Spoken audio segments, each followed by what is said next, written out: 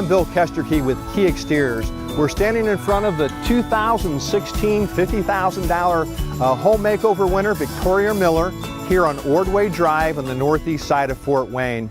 Now, we replaced pretty much everything on the outside of the home in 2016. I'm going to talk about specifically about the windows. Now, the windows on the front of the home had been replaced by another company the previous year, so the homeowner didn't want to replace those again.